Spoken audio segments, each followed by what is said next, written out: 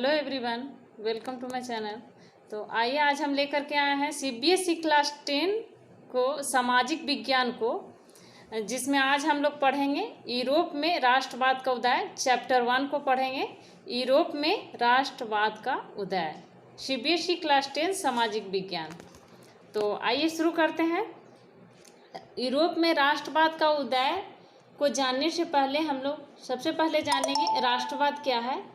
तो राष्ट्रवाद के बारे में हम लोग सबसे पहले जानते हैं। तो आइए, राष्ट्रवाद किसी भी राष्ट्र के सदस्यों में एक साझा पहचान को बढ़ावा देने वाले विचारधारा है। राष्ट्रवाद क्या है? किसी भी राष्ट्र के सदस्यों में एक साझा पहचान को बढ़ावा देने वाली विचारधारा है राष्ट्रवाद। तो राष्ट्रवाद की भावना को जड़ जमाने में यानी अस्तित्व देने में राष्ट्रीय ध्वज, राष्ट्रीय प्रतीक, राष्ट्रगान आदि की महत्वपूर्ण भूमिका होती है। अगर राष्ट्रवाद की भावना को जड़ जमाने में भूमिका होती है तो वह है राष्ट्रीय ध्वज, राष्ट्रीय प्रतीक और राष्ट्रीय गान। तो यह जो है यह प्रतीक जो है राष्ट्रीय प्रतीक, राष्ट्रगान और राष्ट्रीय ध्वज राष्ट्रवाद की भावना को अस्तित्व देने में एक बहुत बड़ी भूमिका निभाती है। तो उसके बाद हम लोग जानते हैं कि यूरोप में राष्ट्रवाद का उदय कैसे हुआ। तो 19वीं सदी के मध्य के मध्य के पहले यूरोपीय देश उस रूप में नहीं थे जिस रूप में उन्हें आज हम जानते हैं। यूरोप के विभिन्न क्षेत्र पर विभिन्न प्रकार के वंशानुगत साम्राज्यों का राज हुआ करता था।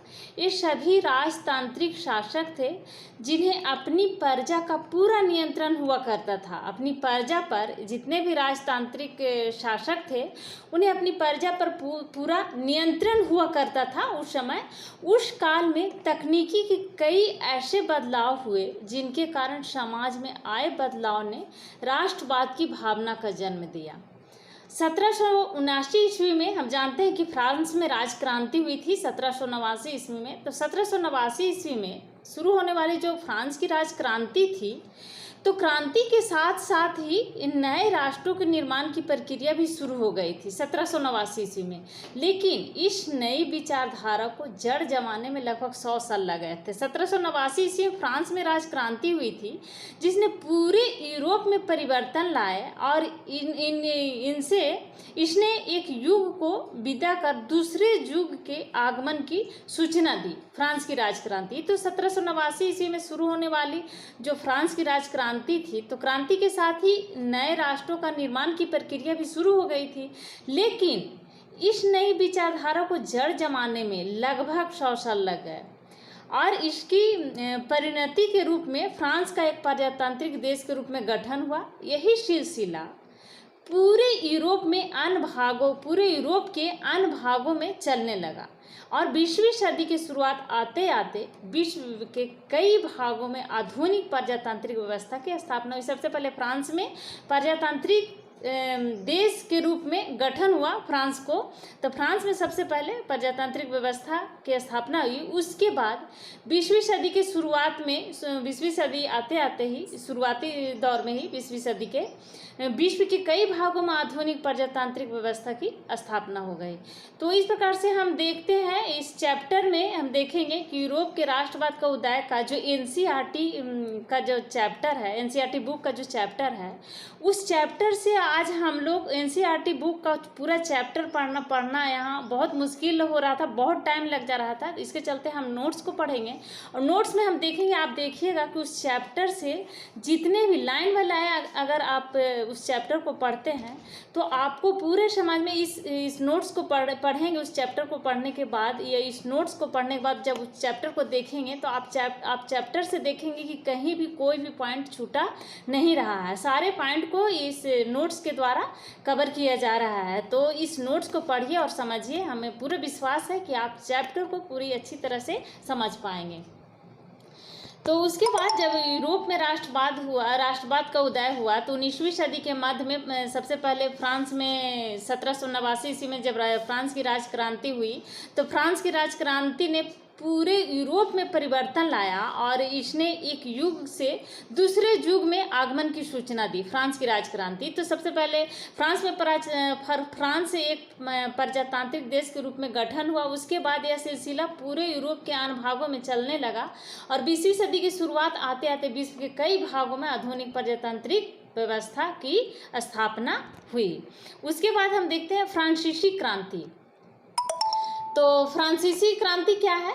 राष्ट्रवाद की पहली अभिव्यक्ति है फ्रांसीसी क्रांति के कारण फ्रांस की राजनीतिक और संविधान में कई बदलाव आए। जब फ्रांसीसी क्रांति हुई तो उसके कारण फ्रांस की राजनीतिक और राजनीति में और संविधान में कई बदलाव आए। 1789 में सत्ता का स्थानांतरण राजतंत्र से एक ऐसी संस्था को हुआ जिसका गठन नागरिकों द्वारा हुआ था। उसके बाद ऐसा माना जाने लगा कि फ्रांस के लोग ही आगे से अपने देश का भविष्य तय करेंगे। ऐसा उस समय माना जाने लगा था कि फ्रांस के लोग ही आगे अपने देश का भविष्य तय करेंगे।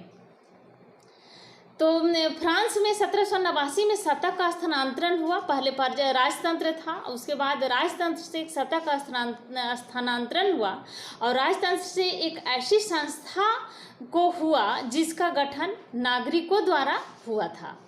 तो जिस संस्था का गठन नागरिकों द्वारा होता है तो उसको प्रजातांत्रिक कहते हैं, प्रजातंत्र कहते हैं। और उसके बाद ऐसा माना जाने लगा कि फ्रांस के लोग अपना भविष्य खुद तय करेंगे, अपने देश का भविष्य लोगों द्वारा ही किया जाएगा। उसके बाद हम देखते हैं राष्ट्र की भावना की रचना। तो राष्ट्र की भावना की रचना कैसे हुई? तो क्रांतिकारियों लोगों में एक साझा पहचान की भावना। राष्ट्रवाद क्या है?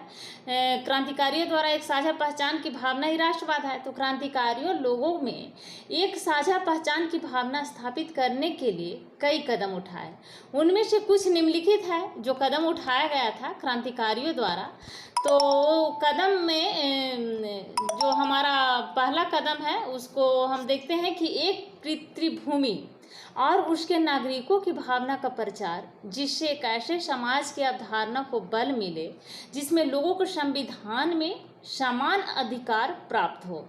तो ये पहला पॉइंट हुआ। दूसरा पॉइंट है कि राजसी प्रतीक को हटाकर एक नए फ्रांसीसी झंडे का इस्तेमाल किया। पहले राजतंत्र था और राजसी प्रतीक था, तो उसको हटा करके फ्रांसीसी झंडे का एक नया फ्रांसीसी झंडे का इस्तेमाल किया गया जो तिरंगा था। तीसरा पॉइंट है कि स्टेट जनरल को सक्रिय नागरिकों द्वारा चुना गया। जो स्टेट जनरल था उसको सक्रिय नागरिकों द्वारा, वहाँ के नागरिकों द्वारा, फ्रांस के नागरिकों द्वारा चुना गया और उसका नाम बदलकर, स्टेट जनरल का नाम बदलकर नेशनल असेंबली कर दिया गया।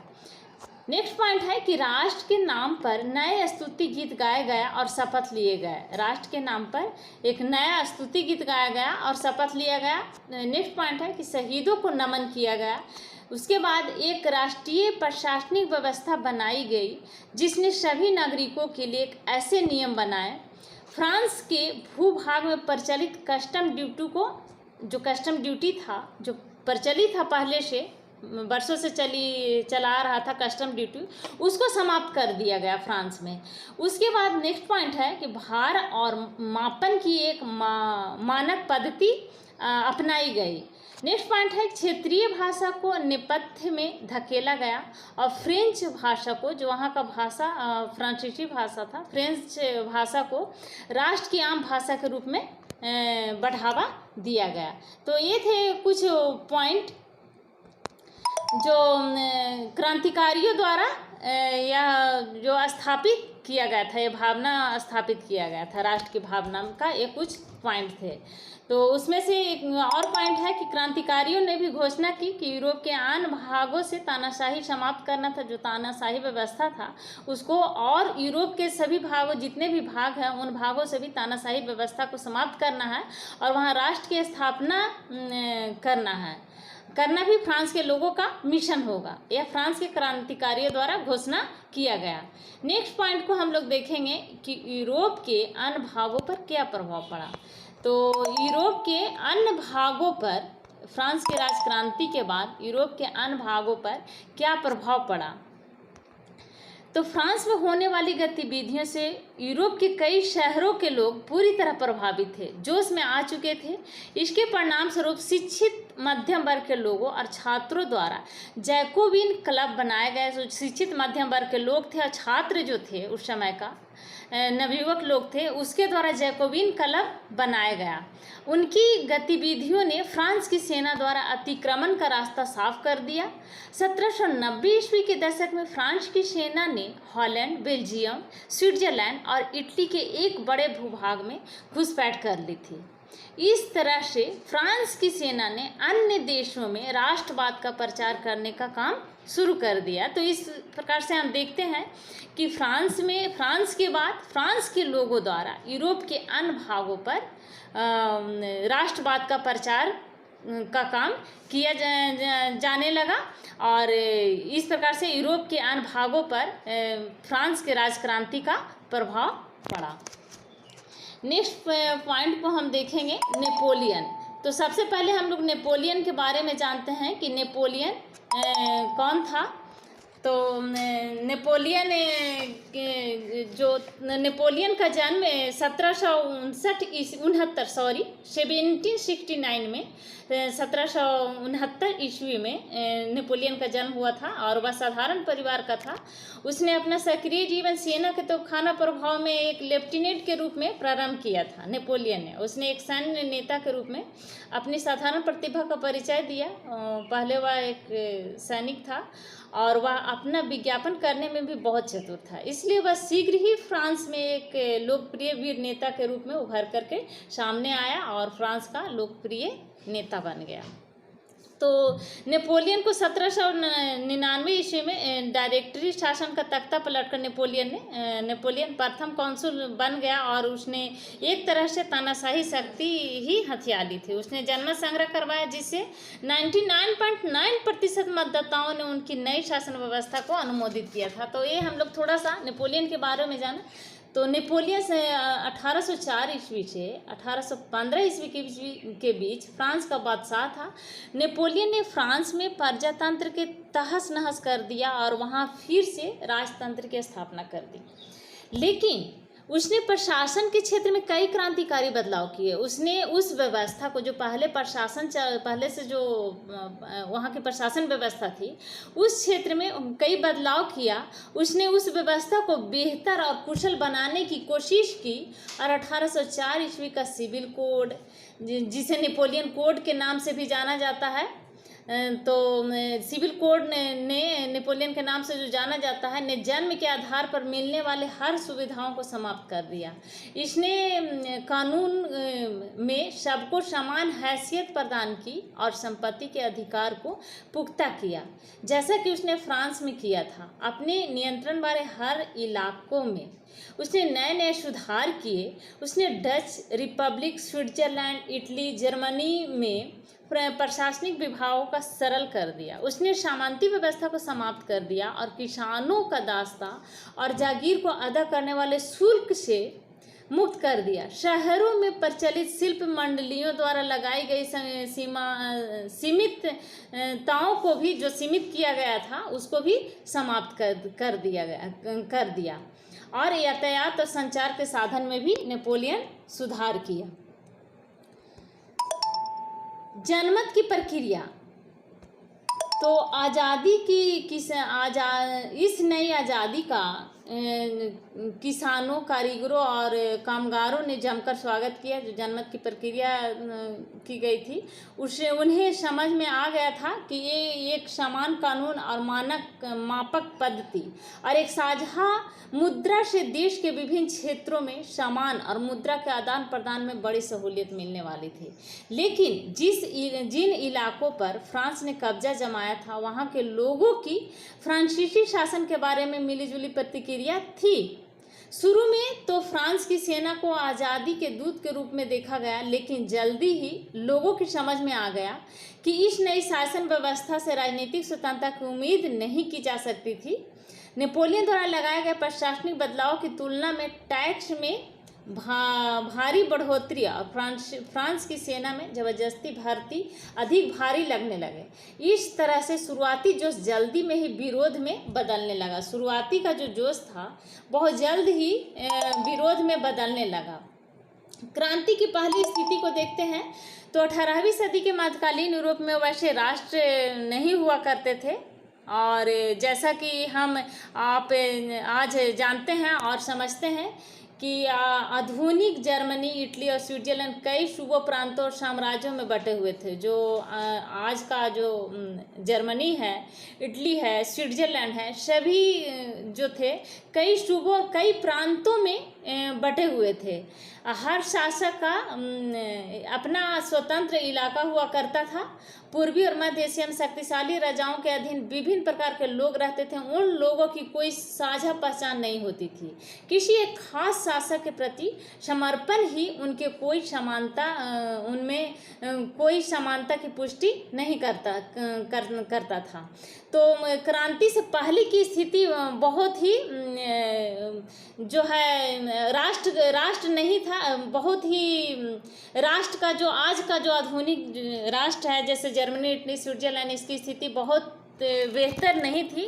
एक राष्ट्र के रूप में एकीकरण तो बाद में हुआ। इटली का एकीकरण क्रांति के बाद जब राष्ट्रवाद का उदय हुआ तब उसके बाद एकीकरण हुआ। तब आज हम आधुनिक इटली को जिस रूप में देख रहे हैं उस प्रकार से उस समय उस तरह का व्यवस्था नहीं था। कई प्रांतों में और कई सूबों में बटे हुए थे। आपस में बहुत ही कई तरह का मतभेद था।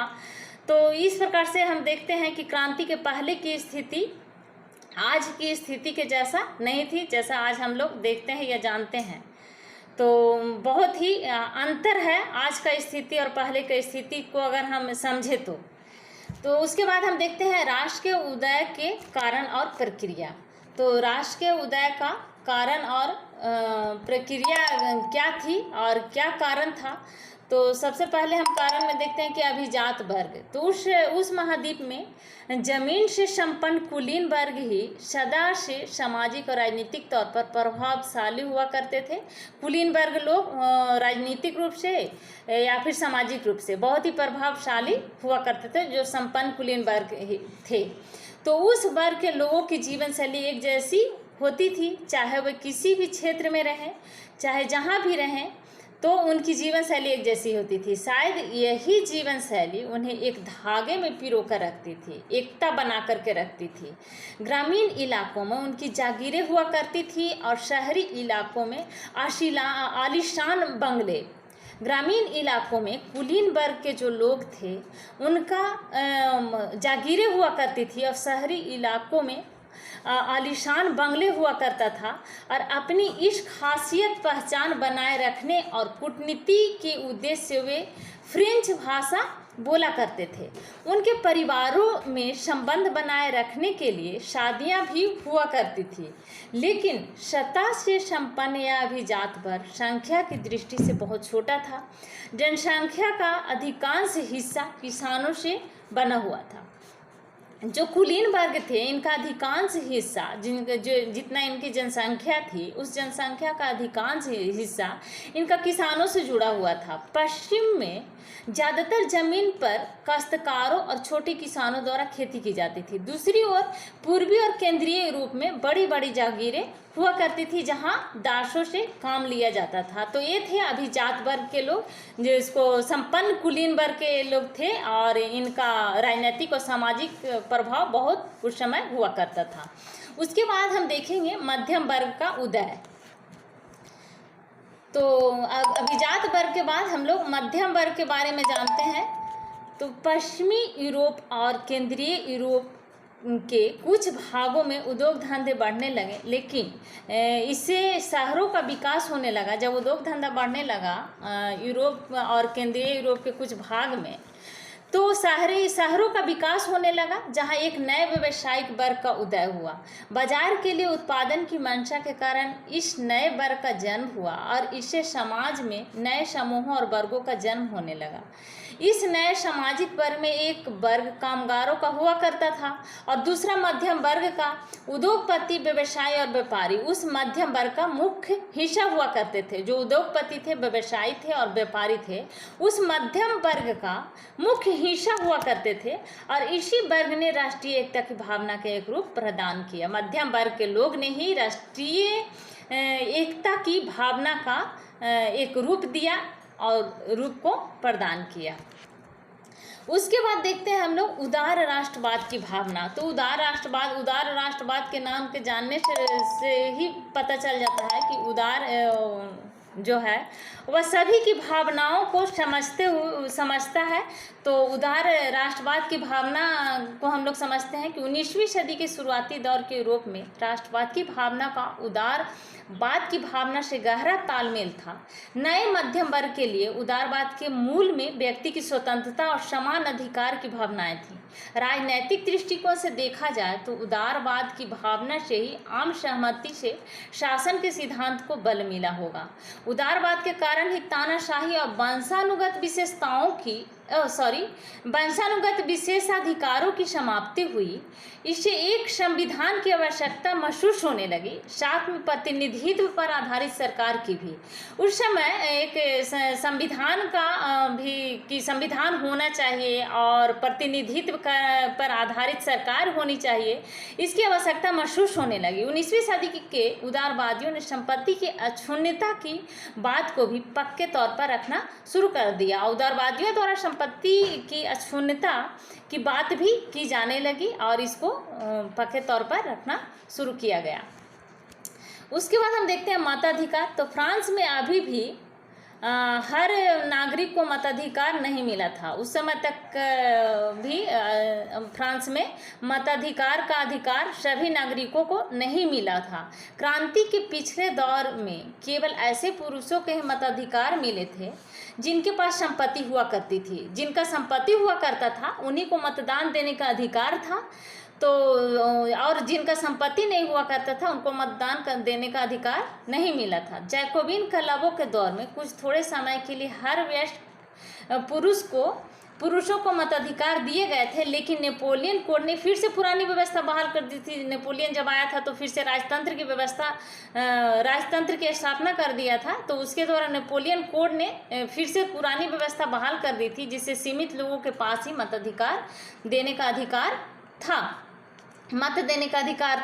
नेपोलियन के शासनकाल में महिलाओं को नाबालिगों जैसा दर्जा दिया गया, जिसके कारण वे अपने पिता या पति के नियंत्रण में ही होती थी। नेपोलियन के शासनकाल में महिलाओं को नाबालिगों जैसा दर्जा दिया गया था, जिसके कारण वे अपने पति या फिर पिता के नियंत्रण में हुआ करती थी। पूरी 19वीं सदी और 20वीं सदी की शुरुआत तक महिलाओं और संपत्ति विहीन पुरुषों के 19वीं सदी और 20वीं सदी के शुरुआत तक पूरी 19वीं सदी और 20वीं सदी की शुरुआत तक महिलाओं और संपत्ति विहीन, जिनका संपत्ति नहीं हुआ करता था, और महिला को मत देने का अधिकार के लिए संघर्ष जारी रहा। तो वहाँ उस टाइम तक भी महिलाओं का मत देने का अधिकार नहीं था, और जिसका संपत्ति नहीं था उसको भी मत देने का अधिकार नहीं था। तो नेक्स्ट पॉइंट को देखते हैं हम।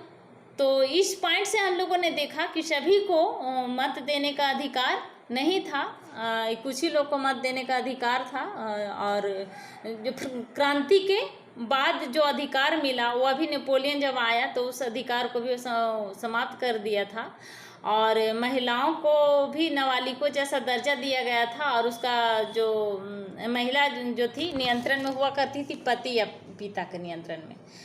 तो इस प्रकार से हम देखें कि मताधिकार का क्या स्थिति थी लोगों को। तो आगे हम इस पॉइंट में देखेंगे। नेक्स्ट पॉइंट में आर्थिक क्षेत्र में उदारीकरण। तो आर्थिक क्षेत्र में उदारीकरण में क्या है, नेपोलियन कोड की एक और ख़ास बात थी कि आर्थिक उदारीकरण मध्यम वर्ग जिनका अभी जन्म हुआ था भी आर्थिक उदारीकरण के पक्ष में था।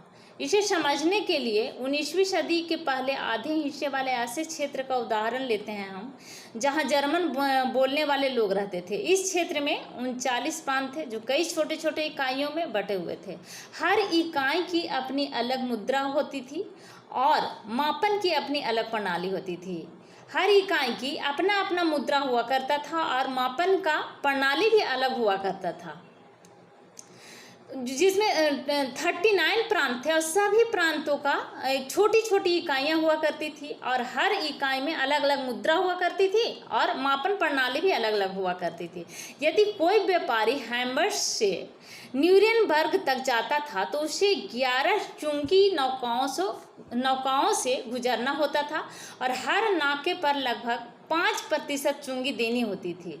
चुंगी का भुगतान भार और मापन के अनुसार दिया जाता था, लेकिन स्थानों पर भार और मापन में अत्यधिक अंतर होने के कारण इनमें बड़ी उलझन होती थी, क्योंकि 39 जो प्रांत थे, 39 प्रांत थे, सभी प्रांतों की अलग अलग मापन प्रणाली होती थी, अलग अलग मुद्रा हुआ करती थी और छोटी छोटी इकाइयाँ में जो 39 प्रांत बटे हुए थे, तो एक प्रांत से दूसरे प्रांत में जाने के बाद वो मापन में अत्यधिक अंतर हो जाता था, तो इसे बहुत उलझन होती थी। दूसरे शब्दों में कहा जा सकता है कि व्यवसाय के लिए बिल्कुल प्रतिकूल माहौल थे, जिससे आर्थिक गतिविधियों में विघ्न उत्पन्न होते थे।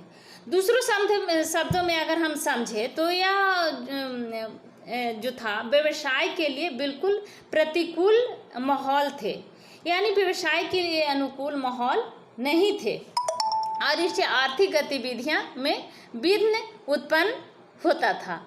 नए व्यवसायिक वर्ग की मांग थी कि एक एकल आर्थिक क्षेत्र की बहाल की जाए ताकि समान लोगों और पूंजी के आदान प्रदान में कोई बाधा ना उत्पन्न हो।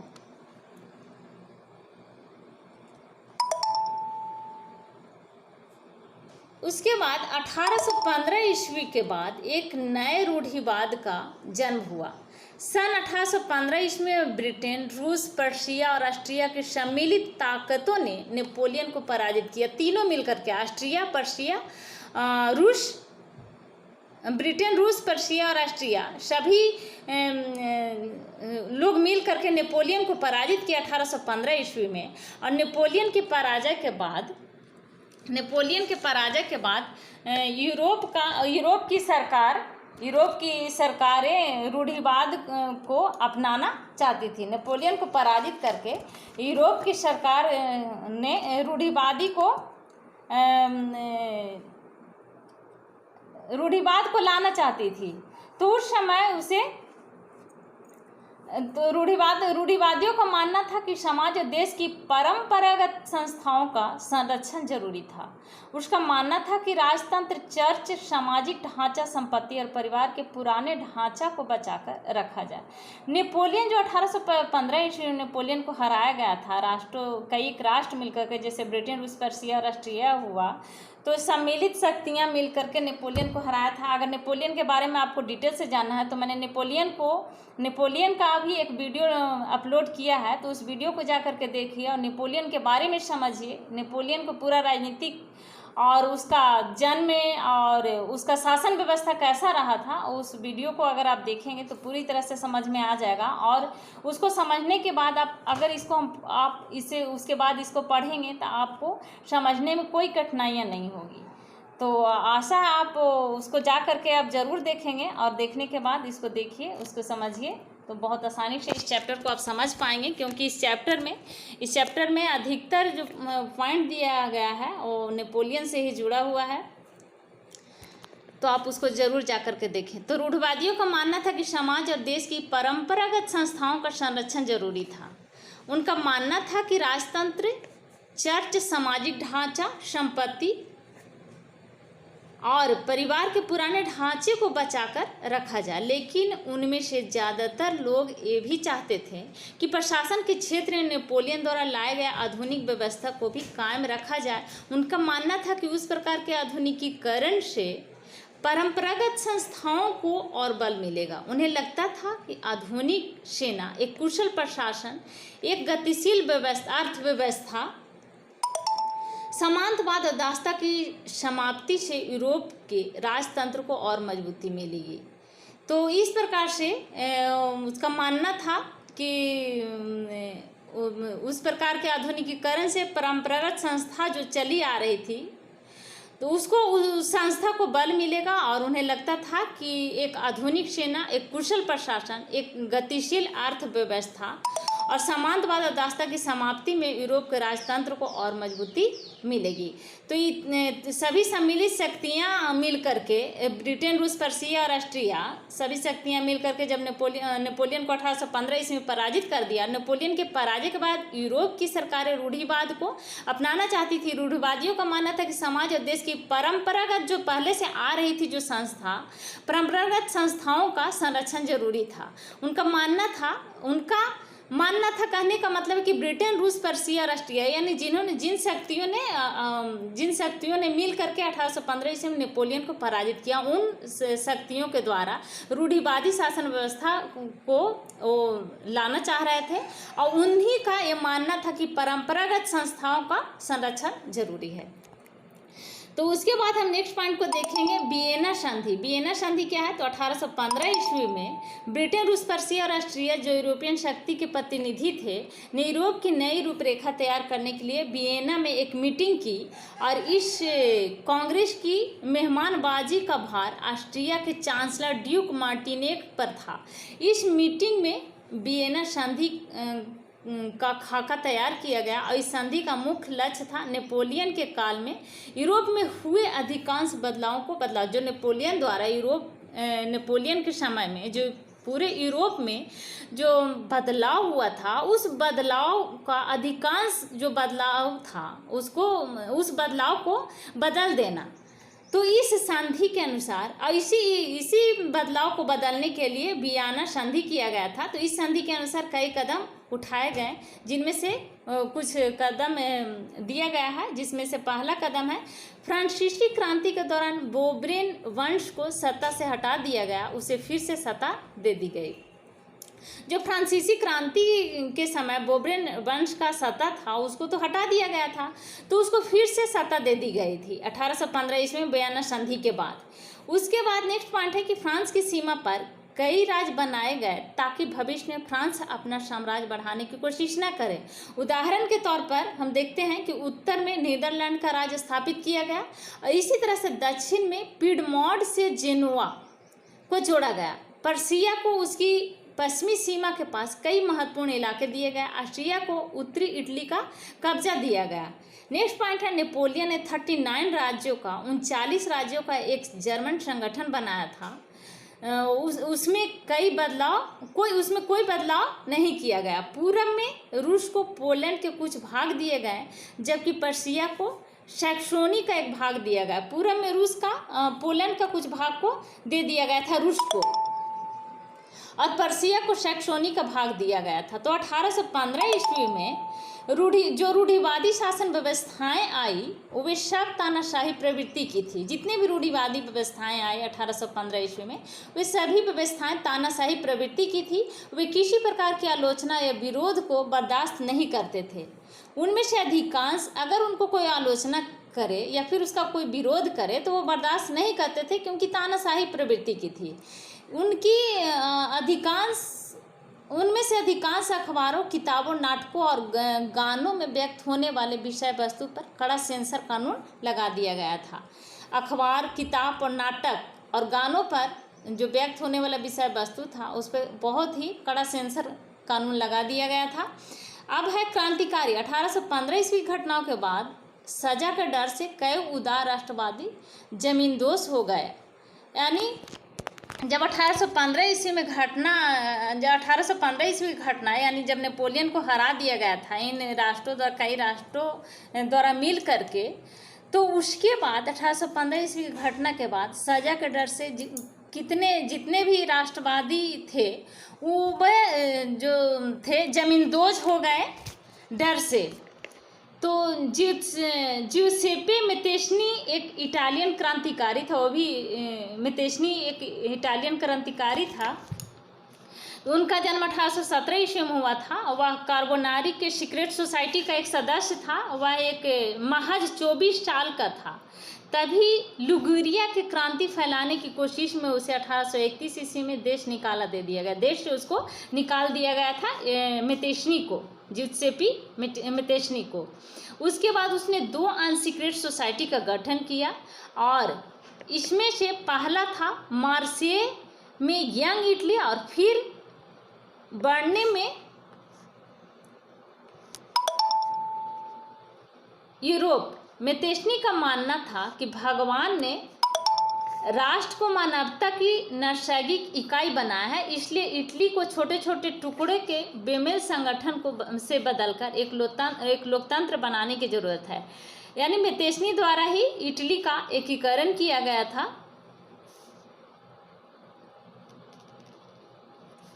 मेतेशनी के अनुसरण करते हुए लोगों ने जर्मनी, फ्रांस, स्विट्जरलैंड और पोलैंड में भी ऐसी कई सीक्रेट सोसाइटी बनाई। रूढ़िवादियों को मेतेशनी से डर लगता था। मेतेशनी से रूढ़िवादी जो थे उन लोगों को डर लगता था, क्योंकि मेतेशनी इस प्रकार का संगठन बनाया था और उसका मानना था मेतेशनी का कि जो नैसर्गिक इकाई है, राष्ट्र को मानवता की नैसर्गिक इकाई, वो मेतेशनी का मानना था कि भगवान ने राष्ट्रों को मानवता की नैसर्गिक इकाई बनाया है, इसलिए इटली के छोटे छोटे राज्यों के बेमेल संगठन को बदलकर एक लोकतंत्र, यानी मेतेशनी का मानना था कि छोटे छोटे जो राज्य थे इटली में उसको बदल करके एक लोकतंत्र की व्यवस्था किया जाए। तो लोकतंत्र की जरूरत है, जिसके चलते मेतेशनी से रूढ़िवादी लोग डरा करते थे। तो इस बीच जब रूढ़िवादी ताकतें अपनी शक्ति को और मजबूत करने में जुटी थी, क्योंकि डर था मेतेशनी से, उदारवादी और राष्ट्रवादी लोग क्रांति की भावना को अधिक से अधिक फैलाने की कोशिश कर रहे थे। और जो उदारवादी लोग थे और राष्ट्रवादी लोग थे तो क्रांतिकारी भावना को अधिक से अधिक फैलाने की कोशिश में लगे हुए थे। इन लोगों में ज़्यादातर मध्यम वर्ग के, अभिजात वर्ग के लोग थे राष्ट्रवादी और उदारवादी लोगों में, जैसा कि प्रोफेसर, स्कूल टीचर, क्लर्क और व्यवसायी लोग, ये सब मध्यम वर्ग में आया करते थे। फ्रांस में पहला उथल पुथल 1830 ईस्वी की जुलाई में हुआ। उदारवादी क्रांतिकारियों ने बोर्बिन के राजाओं को उखाड़ फेंका। उसके बाद एक संवैधानिक राजतंत्र की स्थापना हुई, जिसका मुखिया लुई फिलिप को बनाया गया। जुलाई की उस क्रांति के बाद ब्रसेल्स में भी आक्रोश बढ़ने लगा, जिसके फलस्वरूप नीदरलैंड के यूनाइटेड किंगडम से बेल्जियम अलग हो गया। नीदरलैंड का जो यूनाइटेड किंगडम था उससे बेल्जियम अलग हो गया था। तो ग्रीस की आज़ादी की लड़ाई ने पूरे यूरोप के पढ़े लिखे वर्ग में राष्ट्रवाद की भावना को और मजबूत कर दिया था। ग्रीस की आज़ादी का संघर्ष 1821 ईस्वी में शुरू हुआ था। ग्रीस के राष्ट्रवादियों को ग्रीस के ऐसे लोगों से भारी समर्थन मिला जिन्हें देश निकाला दे दिया गया था, जिनको देश से निकाल दिया गया था। उन लोगों से ग्रीस के राष्ट्रवादियों को उन लोगों से बहुत ही सहायता मिला। इसके अलावा उन्हें पश्चिमी यूरोप के अधिकांश लोगों से भी समर्थन मिला, जो प्राचीन ग्रीक संस्कृति का सम्मान करते थे। मुस्लिम साम्राज्य के विरोध करने वाले इस संघर्ष का समर्थन बढ़ाने के लिए कवियों और कलाकारों ने भी जन भावना को इसके पक्ष में लाने की भरपूर कोशिश की। कवि अपना कविता द्वारा, कलाकार अपना कला द्वारा इस राष्ट्र भावना को लाने में, जागरूक फैलाने में अपना पूरी तरह से कोशिश की। यहाँ पर यह बताना जरूरी है कि ग्रीस उस समय ऑटोमन साम्राज्य का एक हिस्सा हुआ करता था। ग्रीस उस समय में ऑटोमन साम्राज्य का एक हिस्सा हुआ करता था। आखिरकार 1832 में कॉन्स्टेंटिनोपल की ट्रीटी के अनुसार ग्रीस को एक स्वतंत्र देश की मान्यता दे दी गई 1832 ईस्वी में। तो ग्रीस 1832 ईस्वी में स्वतंत्र देश के रूप में, राष्ट्र के रूप में उभरा। अब है राष्ट्रवाद की भावना और रोमांचक परिकल्पना। तो रोमांटिज्म एक सांस्कृतिक आंदोलन था जिसने राष्ट्रवादी भावना के एक खास स्वरूप को विकसित करने की कोशिश की थी। रोमांटिक कलाकार अक्सर विज्ञान और तर्क के बढ़ावे की आलोचना करते थे। उनका फोकस भावुकता, सहज ज्ञान और रहस्यों पर ज़्यादा होता था। उन्होंने एक साझा विरासत, एक साझा सांस्कृतिक इतिहास को राष्ट्र के आधार आधार के रूप में बनाने की कोशिश की। कई अन्य रोमांटिक ने, जैसे कि जर्मनी के तर्कशास्त्री जोहान गांटफ्रीड हर्डर 1744 से 1803 ईस्वी का मानना था कि जर्मन का उसका शासन व्यवस्था रहा 1744 से 1803 ईस्वी में।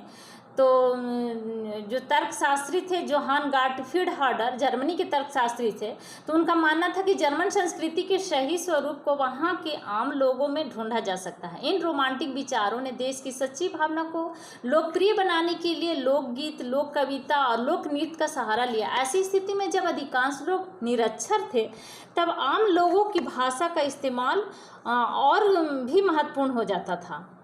कैरोल करपिंस्की ने पोलैंड में अपने ओपेरा के माध्यम से राष्ट्रवाद के संघर्ष को और उजागर किया। उन्होंने वहाँ के लोक नृत्य जैसे पोलोनेज और मार्जुका को राष्ट्रीय प्रतीक में बदल दिया था।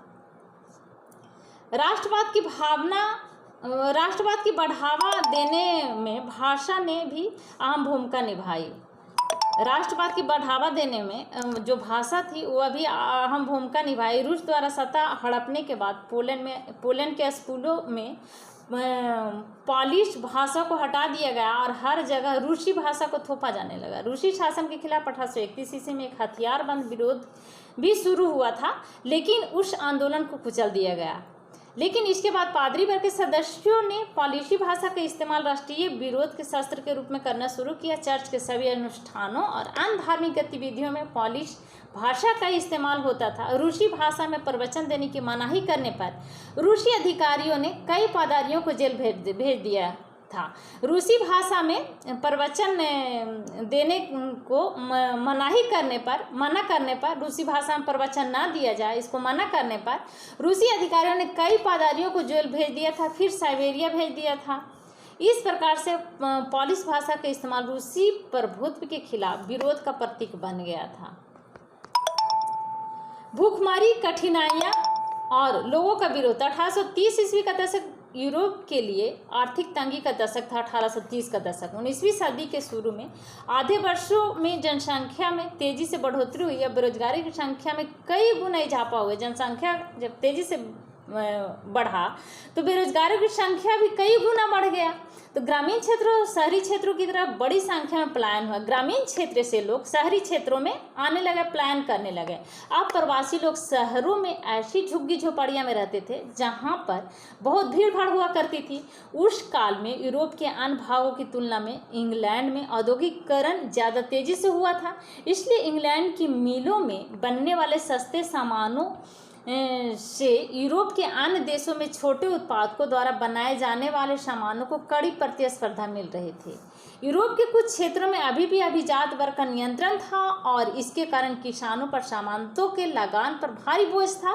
एक साल के फसल का नुकसान और खदानों की बढ़ती हुई कीमतों के कारण कई गांव और शहरों में भूखमरी की स्थिति उत्पन्न हो गई। यानी जब जनसंख्या बहुत तेजी से बढ़ने लगा तो बेरोजगारों की संख्या भी बहुत तेजी से बढ़ने लगा, जिसके चलते भूखमरी की स्थिति उत्पन्न हो गई। लोग ग्रामीण क्षेत्रों से शहरों की ओर पलायन करने लगे और कम जगह में, कम क्षेत्रों में अधिक लोग रहने लगे और वहाँ पर किसी प्रकार की व्यवस्था भी नहीं थी। तो 1848 ईस्वी का साल ऐसा ही एक बुरा साल था। भोजन की कमी और बढ़ती बेरोजगारी के कारण पेरिस के लोग सड़कों पर उतर आए थे। विद्रोह इतना जबरदस्त था कि लुई फिलिप को वहां से पलायन करना पड़ा। लुई फिलिप को विद्रोह के डर से वहां से पलायन करना पड़ा। एक नेशनल असेंबली ने प्रजातंत्र की, और उसके बाद जब लुई फिलिप वहां से पलायन कर गया तो एक नेशनल असेंबली ने प्रजातंत्र की घोषणा कर दी। 21 साल से ऊपर की उम्र के सभी वयस्क पुरुषों को मताधिकार दे दिया गया, मत देने का अधिकार दे दिया गया। जो 21 साल से या फिर 21 साल जिनका पूरा हो गया है, 21 साल से ऊपर के उम्र के सभी वयस्क पुरुषों को मताधिकार देने का अधिकार दे दिया गया। लोगों को काम के अधिकार की घोषणा भी की गई। रोजगार मुहैया कराने के लिए राष्ट्रीय कार्यशाला बनाई गई। उदारवादियों का उदारवादियों की क्रांति। जब गरीबों का विद्रोह 1848 ईस्वी में हो रहा था, तभी एक अन्य क्रांति भी शुरू हो चुकी थी, जिसका नेतृत्व पढ़ा लिखा मध्यम वर्ग के लोग कर रहा था। यूरोप के कुछ भागों में स्वाधीन राष्ट्र जैसी कोई चीज नहीं थी, जैसे कि जर्मनी, इटली और पोलैंड ऑस्ट्रिया हंगरिया साम्राज्य में, यानी उस समय जर्मनी, इटली और पोलैंड ऑस्ट्रिया हंगरिया साम्राज्य में जैसा स्वाधीन राष्ट्र का जो स्थिति था, उस तरह का स्थिति यूरोप के कुछ भागों में स्वाधीन राष्ट्र जैसी कोई चीज नहीं थी। तो इन क्षेत्रों के मध्यम वर्ग के स्त्री और पुरुषों ने राष्ट्रीय एकीकरण और संविधान की मांग शुरू कर दी। वहाँ के जो स्त्री थे और स्त्री और पुरुषों द्वारा एक राष्ट्रीय एकीकरण और संविधान की मांग की गई। उनकी मांग थी कि संसदीय प्रणाली पर आधारित राष्ट्र का निर्माण हो। वे संविधान, प्रेस की आज़ादी और गुटबंदी की आज़ादी चाहते थे। वहाँ के लोग जो थे वो प्रेस की आज़ादी चाहते थे और एक संविधान चाहते थे, गुटबंदी की आज़ादी चाहते थे। उसके बाद हम देखते हैं फ्रैंकफर्ट पार्लियामेंट। तो फ्रैंकफर्ट पार्लियामेंट क्या है? जर्मनी में ऐसे कई राजनीतिक गठबंधन थे जिसके सदस्य मध्यम वर्गीय पेशेवर, व्यापारी और धनी कलाकार हुआ करते थे। वे फ्रैंकफर्ट शहर में एकत्रित हुए और एक सकल जर्मन असेंबली के लिए वोट करने का फैसला किया। फ्रैंकफर्ट शहर में एक जगह एकत्रित होकर के उन्होंने यह फैसला किया कि एक सकल जर्मन असेंबली के लिए वोट दिया जाए। तो 18 मई 1848 ईस्वी को 831 चुने हुए प्रतिनिधियों ने जश्न मनाते हुए एक जुलूस निकाला और फ्रैंकफर्ट पार्लियामेंट को चल पड़े। जुलूस निकाल करके 831 प्रतिनिधियों के द्वारा जश्न मनाते हुए जुलूस निकाला गया और फ्रैंकफर्ट पार्लियामेंट की ओर चल पड़े उन लोग, जिसका आयोजन सेंट पॉल के चर्च में किया गया था। उन्होंने एक जर्मन राष्ट्र का संविधान तैयार किया।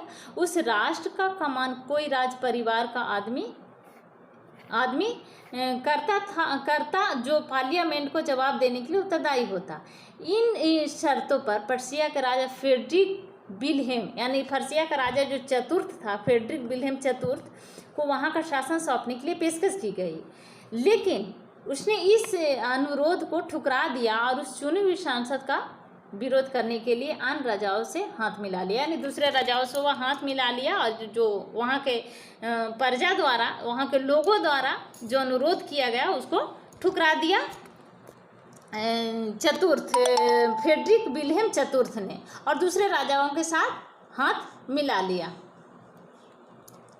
अभिजात वर्ग और सेना द्वारा पार्लियामेंट का विरोध बढ़ता ही गया और इस बीच पार्लियामेंट का सामाजिक आधार कमजोर पड़ने लगा, क्योंकि उसमें मध्यम वर्ग का दबदबा था। मध्यम वर्ग मजदूर और कारीगर की मांग का विरोध करता था और इसलिए उन्हें मध्यम वर्ग मजदूरों और कारीगरों की मांग का विरोध करता था और इसलिए उन्हें उनके समर्थन से हाथ धोना पड़ा। आखिरकार सेना बुलाई गई और इस तरह से असेंबली को समाप्त कर दिया गया। उदारवादी आंदोलन में महिलाओं ने भी भारी संख्या में हिस्सा लिया, लेकिन इसके बावजूद असेंबली के चुनाव में उन्हें मताधिकार से मरहूम किया गया, यानी मताधिकार देने का अधिकार नहीं दिया गया।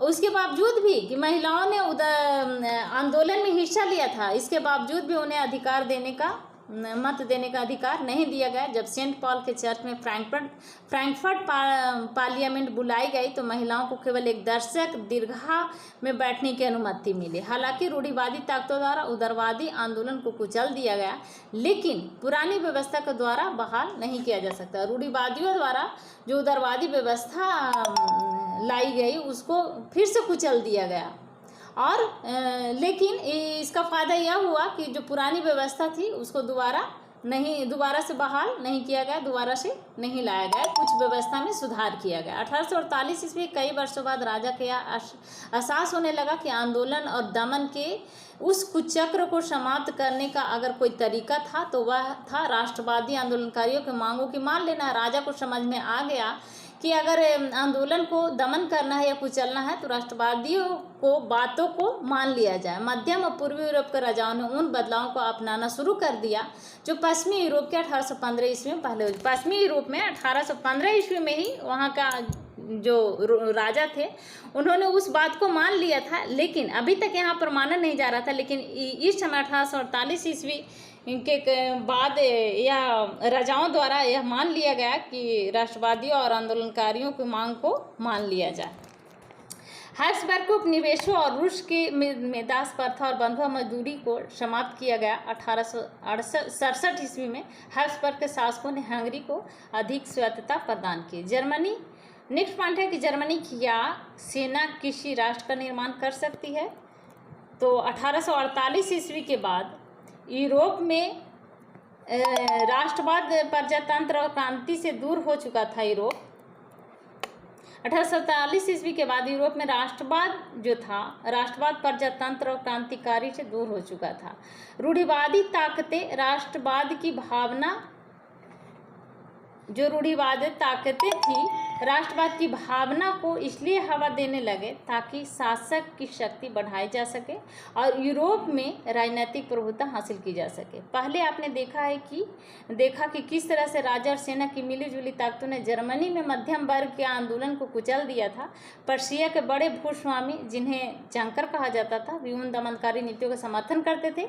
उसके बाद पर्शिया ने राष्ट्रीय एकीकरण के आंदोलन की कमान संभाले। नेक्स्ट पॉइंट है ऑटो वान बिस्मार्क। ये पर्शिया के मुख्यमंत्री थे ऑटो वान बिस्मार्क, जिन्होंने जर्मनी के एकीकरण की बुनियाद रखी थी। इन्होंने, बिस्मार्क ने जर्मनी के एकीकरण की बुनियाद रखी थी। इस काम से बिस्मार्क ने पर्शिया की सेना और प्रशासन तंत्र का सहारा लिया था। 7 सालों में 3 युद्ध हुए ऑस्ट्रिया, डेनमार्क और फ्रांस के खिलाफ। पर्शिया की जीत के साथ युद्ध समाप्त हुआ और इस तरह से जर्मनी के एकीकरण का काम पूरा हुआ बिस्मार्क के द्वारा। पर्शिया के राजा विलियम प्रथम को जर्मन का बादशाह घोषित किया गया। इसके लिए वर्षा में 1871 ईस्वी की जनवरी में एक समारोह का आयोजन किया गया। नए राष्ट्रों ने जर्मनी में मुद्रा, बैंकिंग और न्याय व्यवस्था के आधुनिकीकरण पर खास ध्यान दिया। अधिकतर मामलों में पर्शिया के कायदे कानून ही जर्मनी के लिए आदर्श का काम करते थे। नेक्स्ट पॉइंट है यूरोप में राष्ट्रवाद का उदय। तो हम लोगों ने यूरोप में राष्ट्रवाद का उदय को पहले ही देख चुके हैं हम लोग, तो ये फिर से रिपीट कर रहा है। तो आइए थोड़ा सा देख ही लेते हैं। इटली का एकीकरण। तो इटली का भी राजनीतिक अलगाव और विघटन का एक लंबा इतिहास रहा। इटली में एक तरफ तो बहुराष्ट्रीय हैब्सबर्ग साम्राज्य का शासन था, दूसरी ओर कुछ हिस्सा में कई छोटे छोटे राज्य थे। 19वीं सदी के मध्य में इटली 7 प्रांतों में बटा हुआ था। उनमें से एक सार्डिनिया, पिडमोंट पर किसी इटालियन राज परिवार का शासन था। उत्तरी भाग ऑस्ट्रिया के हैब्सबर्ग साम्राज्य के नियंत्रण में था। मध्य भाग पोप के शासन में और दक्षिणी भाग स्पेन बोर्बन राजाओं के नियंत्रण में था। इटालियन भाषा का कोई एक स्वरूप अभी तक नहीं पाया था। इस भाषा के कई क्षेत्रीय और स्थानीय स्वरूप थे। तो 1830 के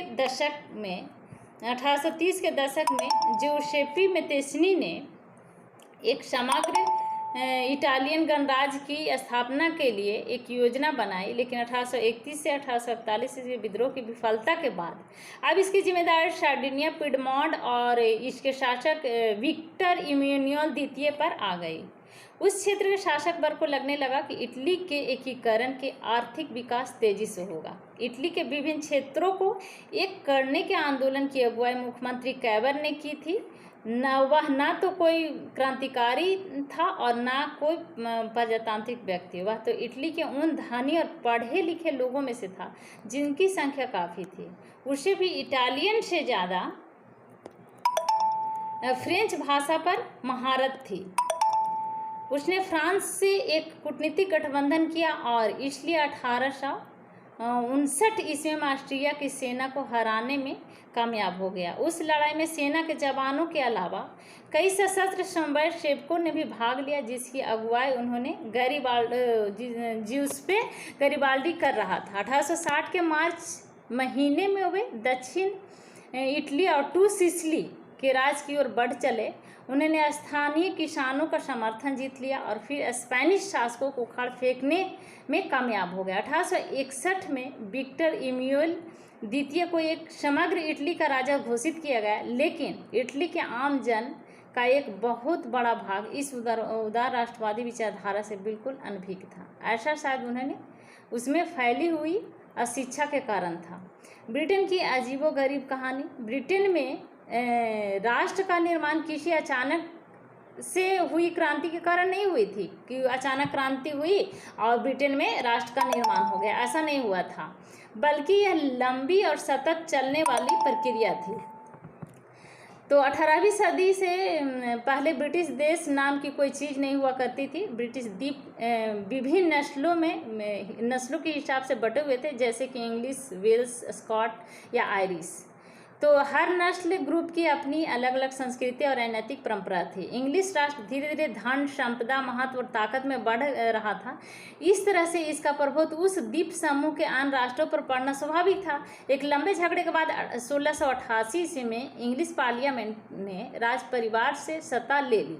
इस इंग्लिश पार्लियामेंट ने ब्रिटेन के राष्ट्रों के निर्माण में अहम भूमिका निभाई। 1707 ईस्वी में इंग्लैंड और स्कॉटलैंड के बीच यूनियन एक्ट बना, जिससे United kingdom of great Britain की स्थापना हुई। इस यूनियन में इंग्लैंड एक प्रधान भागीदार था और इसलिए ब्रिटिश पार्लियामेंट में इंग्लिश सदस्यों की शुरुआत हुई। तो आज हम लोगों ने जाना कि किंगडम ऑफ ग्रेट ब्रिटेन की स्थापना, United kingdom of great Britain की स्थापना कैसे हुई थी। ग्रेट ब्रिटेन पहले बहुत ही अलग अलग छोटा छोटा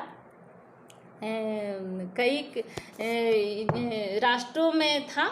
तो ब्रिटेन की उस समय ब्रिटेन में राष्ट्र का निर्माण उस समय अचानक नहीं हुई थी, यह लंबी प्रक्रिया थी। 18वीं सदी से पहले ब्रिटिश देश का नाम का कोई चीज़ नहीं हुआ करता था।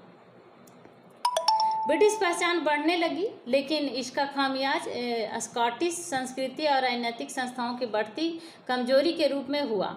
स्कॉट हाईलैंड में कैथोलिक लोग रहा करते थे। जब भी वे अपनी स्वतंत्रता को उजागर करने की कोशिश करते थे तो उन्हें भारी दमन का सामना करना पड़ता था। उन्हें अपनी गैलिक भाषा बोलने, पारंपरिक परिधान पहचान की भी मनाही थी। उसमें से कई को उस जगह से जबरदस्ती निकाल दिया गया था जहां वे कई पीढ़ियों से रह रहे थे। आयरलैंड की भी कुछ ऐसी ही स्थिति थी। एक ऐसा देश था जहां कैथोलिक और प्रोटेस्टेंट के बीच गहरी खाई थी। हालांकि कैथोलिक अधिक संख्या में थे, लेकिन इंग्लैंड की मदद से प्रोटेस्टेंट ने अपना दबदबा बना लिया था। वोल्फटोन और उनके यूनाइटेड आयरिशमैन द्वारा 1798 ईस्वी में एक विद्रोह हुआ, लेकिन वह विफल रहा। उसके बाद 1801 ईस्वी में आयरलैंड को जबरदस्ती यूनाइटेड किंगडम में शामिल कर लिया गया और एक नए ब्रिटिश राष्ट्र के रूप में निर्माण किया गया। इंग्लिश संस्कृति को जबरदस्ती थोपा जाने लगा। इस तरह से पूरे देश इस नए यूनियन में बस मूक दर्शक बनकर रह गए। नेक्स्ट पॉइंट है राष्ट्र की कल्पना। तो कलाकारों ने एक राष्ट्र के दर्शाने के लिए महिला की तस्वीर का इस्तेमाल किया गया था कलाकारों द्वारा। फ्रांसीसी क्रांति के दौरान कलाकारों ने, आप जब एनसीईआरटी चैप्टर को पढ़ेंगे यूरोप के राष्ट्रवाद का चैप्टर को, तो फर्स्ट में ही दिया गया है कि कलाकारों द्वारा राष्ट्र के दर्शाने के लिए महिला की तस्वीर का इस्तेमाल किया गया है। तो फ्रांसीसी क्रांति के दौरान कलाकारों ने उदारवाद